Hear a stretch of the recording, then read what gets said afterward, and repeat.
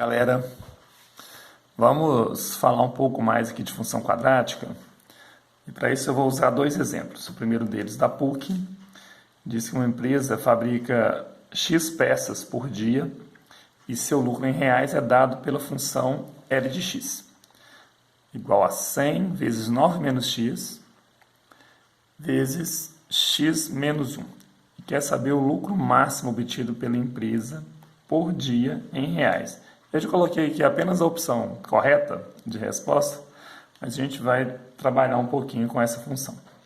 Quando se fala de máximo e mínimo, no caso aqui um lucro máximo, poderia ser um lucro mínimo, um gasto máximo, um gasto mínimo também. Em se tratando de função quadrática, a gente sempre vai procurar olhar o vértice, tá? Se eu pedir o máximo e o mínimo na mesma função, é um caso à parte, isso pode acontecer, mas a função tem que ser limitada. No mais, o mais comum é se eu falei de máximo ou mínimo, eu quero saber as coordenadas do vértice, ou o x do vértice, ou o y do vértice. E não quer dizer, como algumas pessoas às vezes confundem, que um deles é o máximo e o outro é o mínimo. Não, o x e o y do vértice são máximo e mínimo ao mesmo tempo, depende da função. O que vai acontecer? A função ela vai ter um valor máximo quando A for negativo. Aí você tem aqui o vértice como sendo o valor máximo, tanto o x quanto o y. Se o valor de A for positivo, a função vai apresentar um valor mínimo. O seu vértice vai ser mínimo, certo? Então vamos tratar de determinar esse ponto máximo. E eu tenho ainda que analisar se vai ser x ou se vai ser o y, tá? Portanto, vamos lá. Primeiro, se eu for usar as fórmulas de x do vértice e y do vértice, vou fazer isso inicialmente, eu preciso fazer uma multiplicação distributiva. Você pode fazer a distributiva toda ao mesmo tempo, ou você pode fazer aqui a distributiva do 100 com o primeiro parênteses, depois multiplicar pelo segundo, ou fazer primeiro os dois parênteses e multiplicar o 100 no final. Tá? Eu vou fazer o 100 vezes 9 menos x, depois multiplico por x menos 1. Mas você poderia fazer direto, como eu disse. Então, a nossa função L de x, ela vai ser igual a 100 vezes 9, 900, menos 100 vezes x, 100x. Isso tem que ser multiplicado ainda por x menos 1.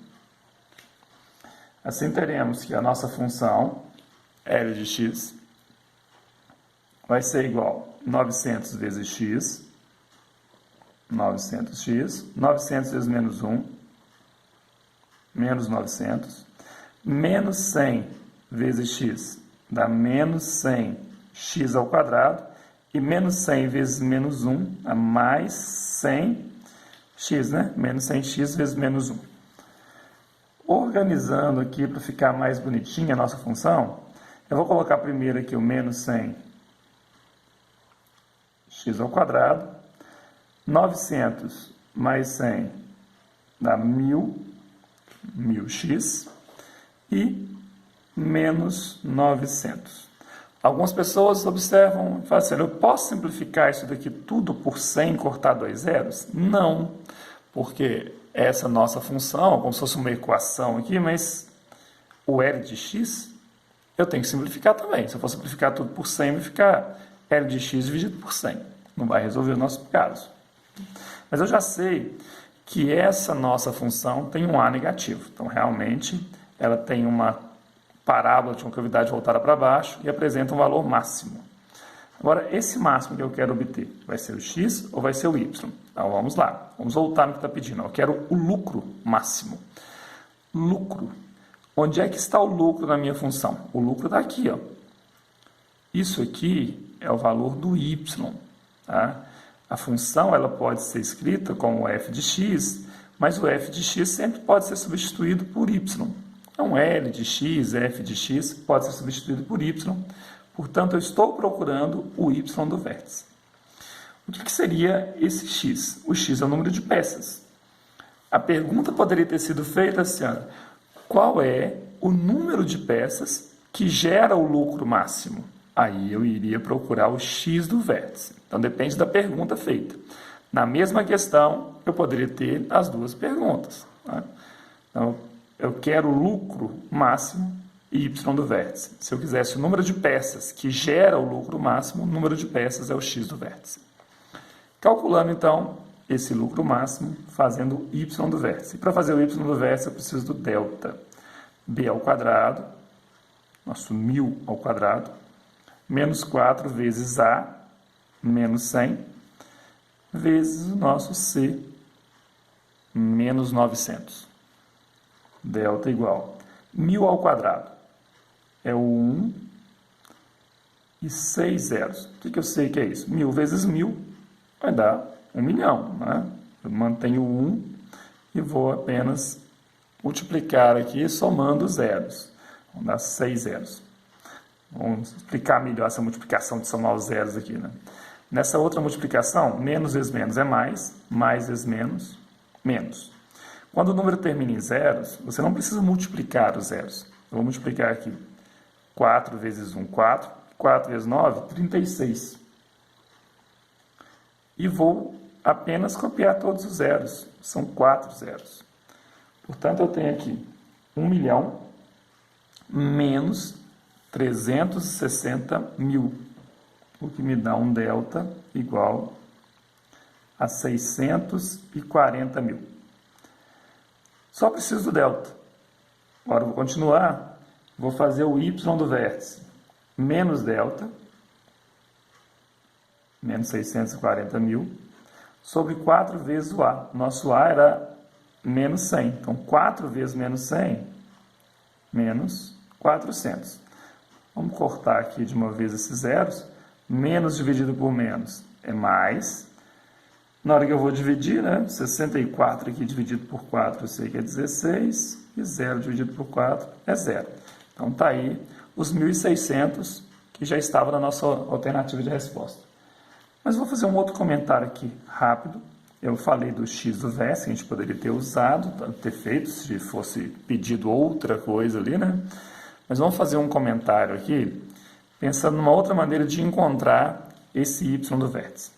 O y do vértice, ele pode ser encontrado se eu achasse o x do vértice primeiro, que poderia ser usado pela fórmula, menos b sobre 2a, ou eu poderia encontrar as raízes fazendo uma resolução usando a parte fatorada, né, a forma fatorada dessa nossa função. Ela já está na forma fatorada. O que é isso? Ela está num formato em que ela é um produto, né? 100 vezes um parênteses vezes o outro. Se eu igualar isso aqui a zero, eu encontro as raízes, sem ter que fazer o delta. Como que eu encontro as raízes? Se o produto aqui é igual a zero, é porque pelo menos um dos termos tem que ser zero. Então, eu poderia dizer que 9 menos x é igual a zero, ou que x menos 1 é igual a zero. Se 9 menos x é igual a zero, passando o menos x para o outro lado, ele ficaria positivo, então uma raiz seria 9. A outra raiz, x igual a 1, passo 1 para o outro lado. O x do vértice, ele sempre vai ser a média das raízes. O que é isso? Somar as duas raízes e dividir por 2. Se eu somar os dois e dividir por 2, 9 mais 1 dividido por 2, dá 5. Então, o x do vértice é 5, que poderia ser obtido usando a fórmula. Mas eu só estou mostrando uma outra maneira de resolver, um outro caminho. E aí, como é que eu ia encontrar o meu lucro máximo? Eu iria voltar lá na função e substituir o x por 5. Substituindo o x por 5, eu teria 100 vezes 9 menos, não x, né? Menos 5, que eu estou substituindo ele, vezes 5 menos 1. Assim, o lucro máximo seria 100 vezes 4, vezes 4 novamente. 100 vezes 4 vezes 4 dá 1.600. Resolvemos aí de uma outra maneira o mesmo exercício. Tá? E mais um exemplo para falar de um outro caso que eu também não comentei ainda, questão do termo B. Da Unicamp, essa questão aqui ela é de 2019, se não me engano. Sejam A e B números reais positivos, considere a função quadrática f de x igual a x vezes ax mais b, definida para todo número real x.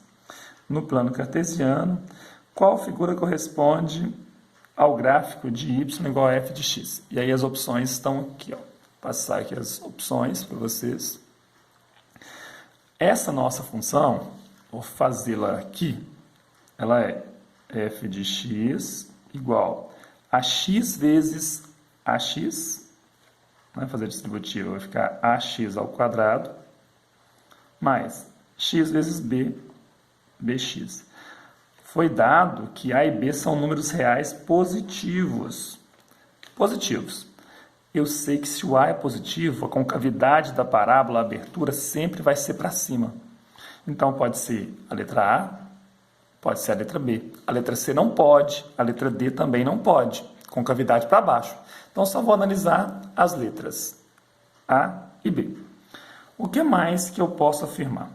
Uma outra afirmação que eu posso fazer, que você pode fazer sempre é, se o termo C é igual a zero, é porque a nossa parábola vai passar pela origem, porque ela sempre corta o eixo Y no C. Ela vai cortar aqui no zero. Isso não é novidade e também não resolveu nada para nós. O que vai resolver o nosso caso é o termo B. O que eu posso afirmar do B? O B, ele vai mostrar para nós se a parábola é crescente ou decrescente, onde ela corta o eixo Y. Quando a parábola corta o eixo Y descendo, você sempre olha da esquerda para a direita, você acompanhando a parábola, ela está descendo ao cortar o eixo Y, é porque o B é negativo. B menor que zero. Se ela corta o eixo Y subindo, é porque o B é maior que zero. Ou seja, essa é a nossa resposta. Só para a gente verificar que o B embaixo, a resposta está pronta ali. Mas nesse caso aqui, olha, a parábola está subindo quando ela cortou o eixo Y. Portanto, B maior que zero. O último exemplo aqui, né, a última alternativa, a parábola estava descendo quando você tem a interseção com o eixo Y. Então, acompanhando da esquerda para a direita. Você está decrescendo. Quando cortou o eixo Y, é porque o B é negativo, menor do que zero. Ok? Espero que esteja tudo entendido aí.